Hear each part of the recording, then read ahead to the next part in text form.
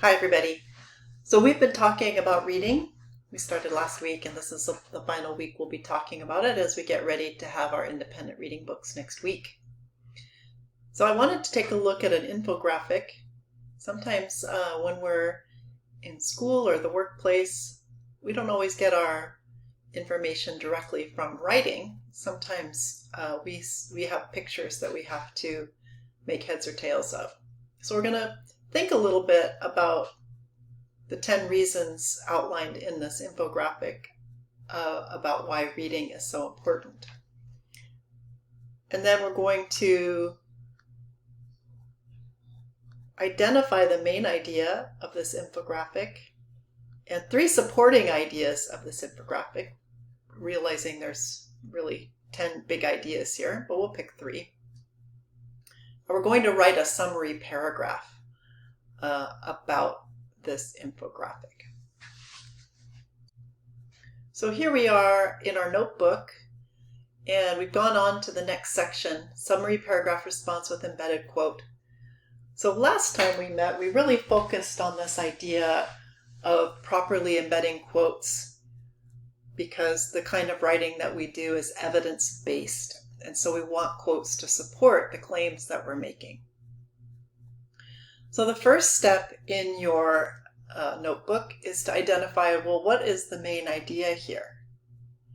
So when I looked at the infographic, I really felt like, for me, the main idea for me, and doesn't necessarily have to be your main idea, but I'm going to say it is the positive effects of reading, right? So the 10 things that are listed on that infographic are all good things. They're all positive things that we would want to have, skills that we would want to learn.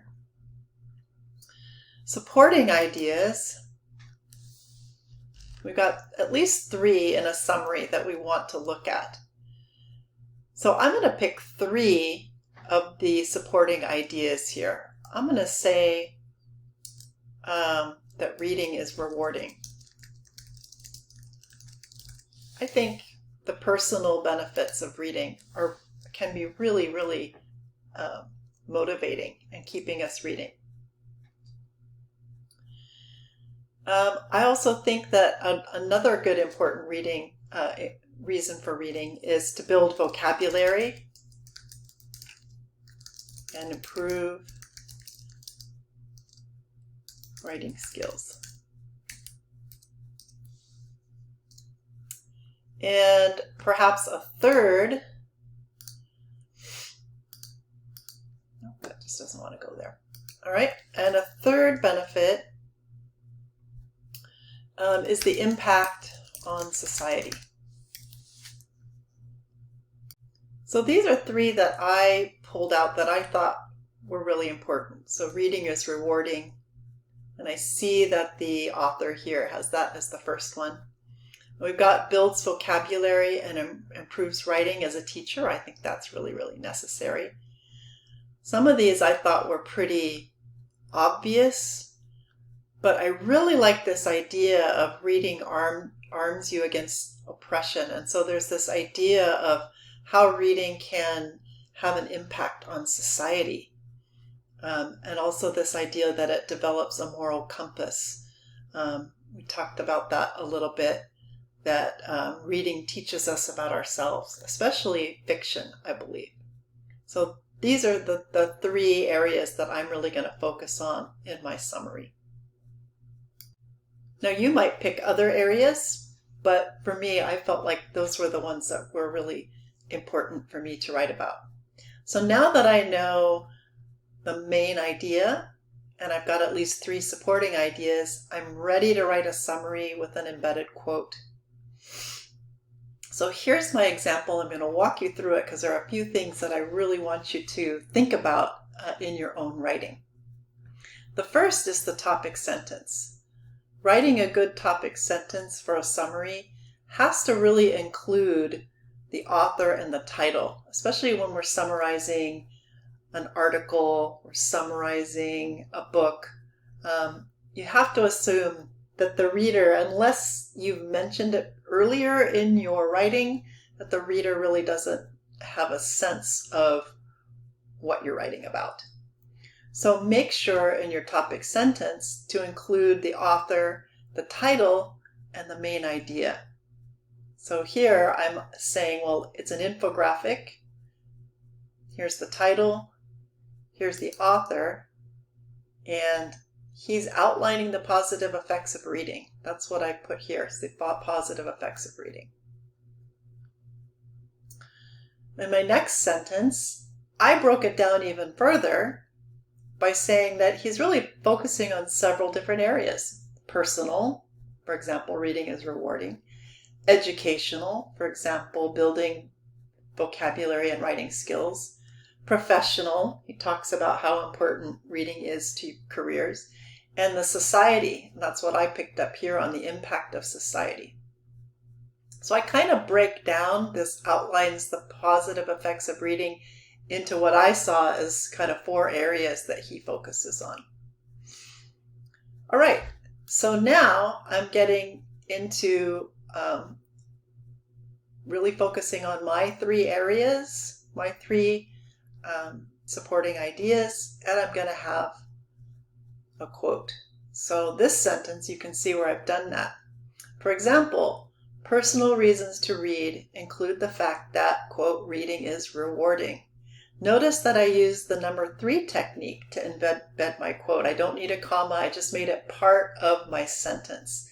And because I didn't name the author in that sentence, I've included it. There's no page number here because it's an infographic. Everything that I'm going to be talking about is on that one page, so I didn't need a page number here.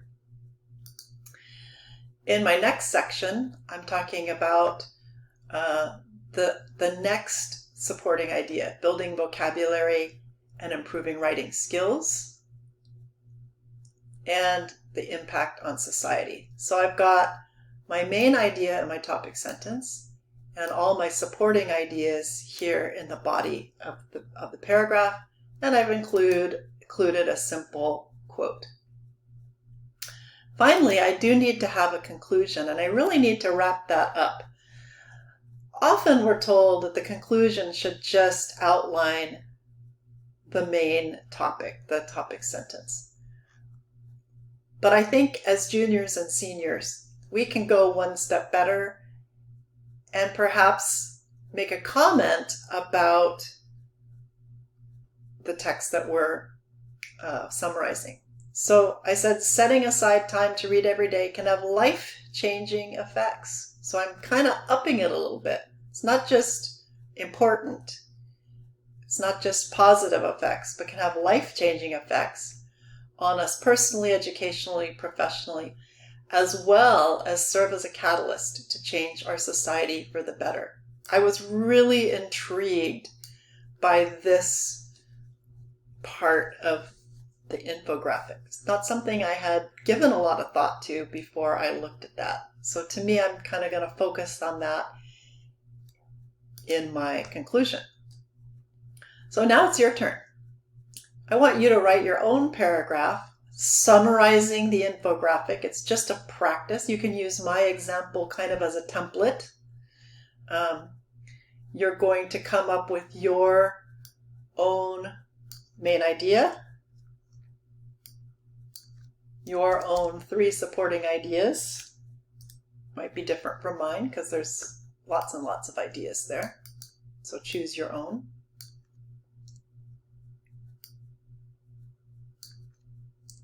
You're going to embed a quote using one of the 4 techniques. And if you need to reference, if you feel a little unsure about that, remember you've got all this information up here outlining how to do that correctly and all your practices here.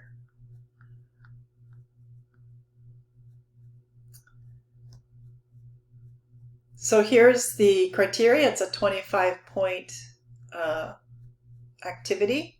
I'm going to be grading you here. I'm going to look for a topic sentence that's strong and clearly states the author, title, and main idea. I'm going to look